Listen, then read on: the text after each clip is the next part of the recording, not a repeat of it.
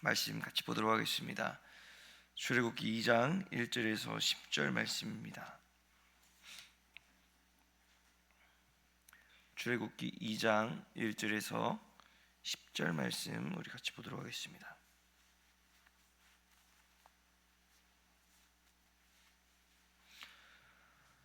출애굽기 2장 1절에서 10절 말씀입니다.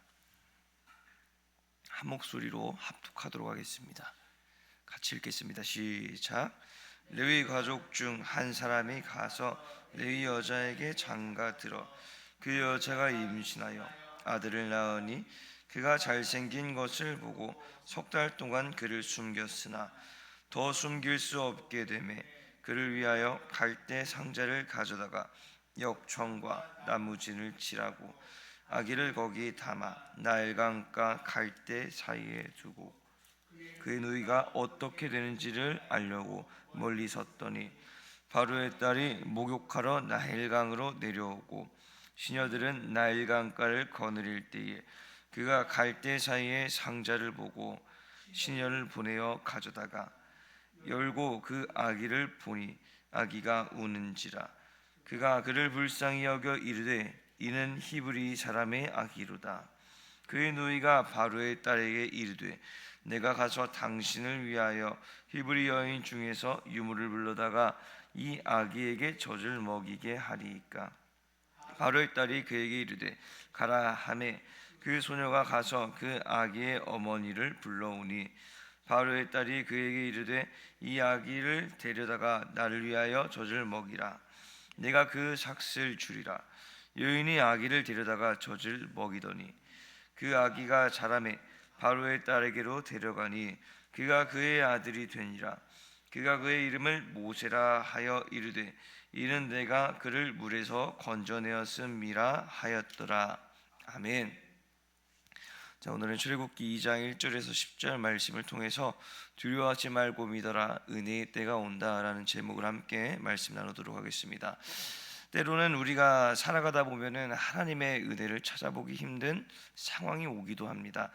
물론 그 지나간 과거들을 회상했을 때 그때가 어려웠어도 하나님께서 도우셨다, 하나님의 은혜였다라고 말할 수 있습니다. 그러나 지금 당장 찾아온 어려움을 앞에 두고 고민하고 고뇌하는 때에 이 상황 또한 하나님의 은혜라고 말하기는 쉽지 않을 것입니다.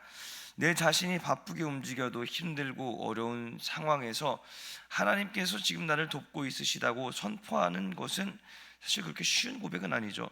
저도 이 목회자의 길을 걷기 전에 인생의 큰 갈림길 앞에서 방황한 적이 있었습니다. 지금에서야 그 방황하던 시절을 생각하면은 하나님께서 은혜를 베풀어 주시고 이끌으셨다라는 말이 자연스럽게 나오지만 당시 그 상황을 마주하고 있을 때에는 전혀 그런 생각조차 들지 않았습니다. 여태까지 해왔던 모든 학업을 그만두고 다시 신학의 길로 접어드는 것은 이 같은 나이의 동기들과 비교했을 때 너무나도 큰 차이로 벌어졌기 때문입니다. 다른 동기들은 번듯하게 취업해서 사회생활을 하면서 그 이유를 준비하고 있는데 저는 늦은 나이에 방황하고 있는 것이 어떻게 보면 부모님께도 죄송하기도 하면서 제 자신에게도 너무나도 힘든 순간이기도 하였습니다. 여러분, 출애굽기를 볼 때 이 모세라는 큰 인물의 탄생은 이스라엘 역사 전체를 봤을 때 매우 특별한 사건이었습니다. 이 모세 오경에서 그려지는 모세의 모습을 보면 모세는 분명히 칭송받아 마땅한 인물이었습니다. 신명기 34장 10절부터 12절 말씀을 보면은 이 당대 모세를 어떻게 평가했는지가 기록이 되어 있는데요. 한번 그 말씀을 보도록 하겠습니다. 신명기 34장 10절에서 12절 말씀입니다. 네, 같이 한번 읽어보도록 하겠습니다. 시작. 그 후에는 이스라엘에 모세와 같은 선지자가 일어나지 못하였나니 모세는 여호와께서 대면하여 아시던 자요 여호와께서 그를 애굽 땅에 보내사 바로와 그의 모든 신하와 그의 모든 땅의 이적과 기사와 모든 큰 권능과 위엄을 행하게 하심에 온 이스라엘의 목전에서 그것을 행한 자이더라. 아멘. 자, 신명기 34장 10절에서 12절 말씀을 보면은 모세에게 가히 최고의 평가를 내리는 것을 볼 수가 있습니다. 모세를 어떻게 평가했냐? 이스라엘에 그 후에는 모세와 같은 선지자가 일어나지 못했다라고 말하고 있습니다. 하나님과 대면하며 모든 이적과 기사를 행하며 권능과 위엄을 드러냈는데 그것을 온 이스라엘 백성이 보는 곳에서 행하였다라고 말합니다. 그러므로 모세가 하나님께 쓰임 받으며 하나님의 종으로서 신실하게 모든 일을 감당했다는 것은 부인할 수 없는 사실이죠.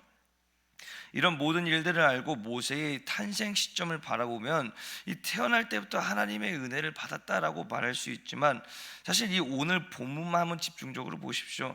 모세가 태어났을 때만을 바라봤을 때 하나님의 은혜를 한번 찾아보리라고는 좀 어려운 구절들이 사실 없지 않아 있습니다. 당시 상황이 기록되어 있는 이 출애굽기 1장 말씀을 보더라도 이 15절 이하의 내용을 봤을 때 이스라엘 백성들이 날이 갈수록 번성하니 이 바로 왕이 어떤 명령을 내립니까? 산파들에게 명령해서 남자아이가 나오면 그 자리에서 죽이라라고 말합니다. 그러나 산파들은 하나님을 경외하고 두려움으로 이 남자아이들을 살려줬죠. 그래서 그 명령을 바꿉니다. 남자아이가 태어나면 나일강에 던지라고 말입니다. 이런 상황 속에서 모세의 어머니 요게벳이 이 모세를 잉태했을 때 10달 동안 무슨 생각을 가졌을까요? 하루하루 배가 불러오며 출산한 날이 얼마 남지 않았을 때 걱정과 두려움은 그 날에 맞춰서 점점 더 커져갔을 것입니다. 태어나기 전까지 성별을 알 수 없으니 태어났을 때 딸이면 안돼 한숨을 쉴 수 있겠지만 아들이면 그때부터 어떻게 해야 할지 하루에도 수십 번 고민하고 또 고민했을 것입니다. 해산의 때가 다가왔죠. 해산하고 나니 남자아이였습니다. 요게벳은 남자아이가 태어났지만 나일강에 버리지 않고 석 달 동안 숨겼다라고 2절에 기록이 되어 있죠. 이 오늘 본문의 길이를 봤을 때 이 석 달 동안의 기간을 한 절로 표현을 해서 짧아 보일 수 있으나 사실 본문의 3절부터 9절까지의 기간보다 2절 한 절의 기간이 훨씬 더 긴 시간입니다. 게다가 태어나고 3개월의 기간은 이 어머니의 입장으로서 봤을 때도 엄청난 체력이 요구되는 때죠. 몸은 출산 후 온전하게 회복되지 않은 상태이면서 아기는 아기대로 돌봐야 하며 밤낮 구분 없이 배고플 때마다 우는 아이에게 젖을 물려주는 그런 때이지 않습니까? 그러한 고단함 속에서도 남자아이를 숨기고 있다는 것을 언제 들킬지 모르는 이 불안감을 가지며 매일의 삶을 항상 긴장으로 가득 채울 수밖에 없었습니다. 요게벳의 상황을 봤을 때 지금 하나님께서 은혜를 베풀고 있으시며 하나님께서 도우신다는 말을 하는 것은 사실 참 어려운 상황입니다. 사회적인 상황도 요게벳을 긴장하게 하며 갓 태어난 아이를 돌보는 것도 체력적으로 고된 상황을 만들고 있죠. 정말 하나님께서 은혜를 베풀고 있으시다면 요게벳이 지금 처한 상황을 헤쳐나갈 수 있는 길을 보여주셔야 하고 지금 당장 처한 어려움을 조금이라도 덜어주시는 것이 맞는 것이라고 아마 판단할 수 있을 것입니다. 결국 요게벳은 최후의 방법을 선택하죠. 3절을 보면은 모세를 더는 숨길 수 없을 때가 찾아옵니다. 그렇기 때문에 갈대 상자에 역청과 나무진을 칠합니다. 갈대 상자에 물이 새지 않게 하기 위함이죠. 그곳에 모세를 눕혔습니다. 아마 모세를 그 갈대 상자 안에 눕힐 때 요게벳의 눈에는 눈물이 멈추지 않고 흐르고 있었을 것입니다. 부모로서 아이를 위해 해줄 수 있는 것이 고작 이거밖에 없다는 그 무능력함과 이제 다시는 볼 수 없을 아이의 마지막 모습을 마음에 못 박고 있었을 것입니다. 그런데 참 희한한 것은 나일강에 갈대 상자를 떠나보낸 이후에 모든 것이 마치 퍼즐 맞춰지듯이 맞아가기 시작하죠. 마침 그때 바로의 딸이 목욕을 하러 나일강으로 내려왔습니다. 바로의 딸은 나일강에 떠내려오는 그 갈대 상자를 받고 시녀를 통해서 가져오라고 명령을 했죠. 그 안에는 아이 모세가 있었습니다. 바로의 딸은 아기 모세가 히브리 사람의 아기라는 것을 파악했을 때 이 모세의 누이가 바로의 딸에게 담대하게 나아가서 히브리의 여인 중 유물을 불러서 아기가 젖을 먹을 수 있게 해도 되겠냐고 묻습니다. 바로의 딸은 흔쾌히 허락을 합니다. 그 즉시 요게벳을 불러오죠. 이제 다시는 못 볼 줄 알았던 모세와 다시 만나게 되었습니다. 아무것도 할 수 없는 상황이 찾아왔을 때 갈대 상자 안에 있던 아기 모세는 죽을 위기에 처해 있을 때 하나님께서는 모세를 건지셨고, 절망 가운데 있었던 요게벳의 마음을 위로하셨고, 후에 이 모세는 이스라엘 전체를 구원하는 구원의 역사를 가져오게 됩니다. 이와 비슷한 상황이 신약에서도 기록이 되어 있습니다. 마가복음 5장 21절 이하의 내용을 보면은 회당장 야이로가 등장을 하는데요. 회당장 야이로는 예수님께 찾아와서 간곡히 부탁을 합니다. 이유는 자신이 딸이 죽기 직전에 위급한 상태이기 때문이었습니다. 그러나 그 중간에 무엇이 껴있냐? 예수님이 회당장 야이로의 집으로 가는 그 발걸음 가운데 12회를 혈루증으로 앓던 여자와 마주하게 됩니다. 이 여인은 예수님의 옷깃만 닿아도 구원을 받을 수 있다는 확신을 가지고 예수님께 다가가서 손을 댔습니다. 그러자 그의 혈루의 근원이 마르게 되었죠. 예수님은 가던 길을 멈추시고 자신의 옷을 만진 사람을 찾기 시작하십니다. 그리고 한 여자가 예수님 앞에 나와서 자신의 이야기를 전부 예수님 앞에 내려놓습니다. 예수님께서는 그 모든 이야기를 들으셨습니다. 그리고 그 여인을 안심시키시고 축복하시고 보내셨습니다. 그때 야이로에게는 비극적인 소식이 들려왔죠. 딸이 죽었다는 소식이었습니다. 위독한 딸을 위해서 부모로서 해줄 수 있는 모든 것을 딸에게 아마 야이로는 해줬을 것입니다. 그러나 상태가 좋아지지 않자 마지막으로 예수님의 기도를 받기 위해서 어떻게든 야이로는 예수님을 만나기를 원했겠죠. 마침내 예수님을 만나고 예수님을 자신의 집으로 데리고 오고 있는 길에 그 12의 혈루증 걸린 여인을 통해서 예수님은 지체하셨고 결국 딸은 죽게 되었습니다. 이제 예수님께서 오시는 그 모든 것은 무의미해졌습니다. 야이로가 딸 위해서 할 수 있는 것은 아무것도 없었죠. 그때 예수님께서 말씀을 하십니다. 마가복음 5장 36절 말씀 우리 한번 같이 보도록 할까요? 마가복음 5장 36절 말씀입니다. 같이 읽어보도록 하겠습니다. 시작. 예수께서 그 하는 말을 곁에서 들으시고 회당장에게 이르시되 두려워하지 말고 믿기만 하라 하시고 아멘. 자, 예수님께서 야이로에게 하신 말씀이 무엇입니까? 지금 야이로는 딸의 죽음으로 인해서 두려워하고 있습니다. 그러나 예수님은 지금 야이로의 상황에서 벗어나라고 말씀하고 있었습니다. 두려운 상황을 벗어버려라. 그리고 예수님께서 야이로의 집으로 가시죠. 이미 딸의 죽음으로 집에는 통곡만이 가득했습니다. 그러나 그 상황에서 예수님께서 뭐라고 말씀하십니까? 39절 말씀이죠. 같이 보도록 하겠습니다. 마가복음 5장 39절 말씀입니다. 같이 읽겠습니다. 시작. 들어가서 그들에게 이르시되 너희가 어찌하여 떠들며 우느냐? 이 아이가 죽은 것이 아니라 잔다 하시니 아멘. 모든 사람이 판단하기를 야이로의 딸이 죽었다고 했습니다. 그렇기 때문에 모든 사람이 슬피 울며 통곡하고 있었죠. 그러나 예수님께서는 그 시각을 바꿔놓으셨습니다. 이 아이는 죽은 것이 아니라 자는 것이다 라고 말이죠. 결국 예수님께서는 아이의 손을 잡고 일으켜 세우셨습니다. 죽은 아이는 살아났고 그 자리에서 일어났습니다. 다시 오늘 본문으로 돌아오도록 하겠습니다. 오늘 요게벳의 상황은 야이로의 상황과 닮아 있습니다. 요게벳도 야이로도 자신의 아이 앞에서 자신이 할 수 있는 것은 아무것도 없었습니다. 그 마음에 슬픔과 두려움만이 가득 차 있었습니다. 그리고 그 상황을 눈물을 머금고 수긍해야 했죠. 하지만 하나님의 시각은 달랐습니다.